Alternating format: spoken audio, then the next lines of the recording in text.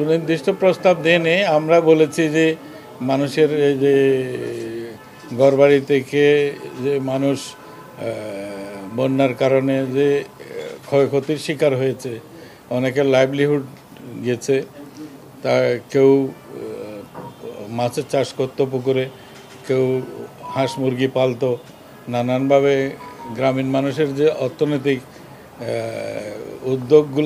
উদ্যমগুলো ছিল সেগুলি তারা হারিয়েছে। এই ক্ষেত্রে আর্থিক সহযোগিতা তাদের প্রয়োজন। সেইগুলি ব্যাপারে আমরা তাদেরকে জানিয়েছি। এরা এই বিষয়টি তাদের মধ্যে নিয়ে তাদের কনসিডারেশনে নিয়েছে এবং এই ব্যাপারে তারা আগ্রহ প্রকাশ করেছে। এগুলি আমরা তাদের এই আগ্রহের বিষয়টা আমাদের ইএডিকে আমরা জানাবো। আশা করি এখনও তারা সহযোগিতা করছে, ব্রাকের মাধ্যমে করছে, অক্সফার্মের মাধ্যমে তারা ইতিমধ্যেই সহযোগিতা করেছে।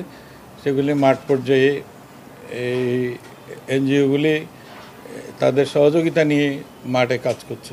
এটা ভাদ্র মাস, বৃষ্টি তো এরকম হওয়ার কথা না, কিন্তু হচ্ছে এবং একই জায়গায় অনেক বেশি বৃষ্টিপাত হচ্ছে। এটাও আমরা লক্ষ্য করছি। ওরা এইসব বিষয় নিয়েও, ওই ক্লাইমেট চেঞ্জের ব্যাপার নিয়েও ওই অস্ট্রেলিয়ানরা উদ্বিগ্ন। তারা এই কথাও বলেছে যে এই প্যাটার্নটা, বন্যার বৃষ্টির প্যাটার্নটা চেঞ্জ হয়েছে, এটাও তারা ধারণা করছে।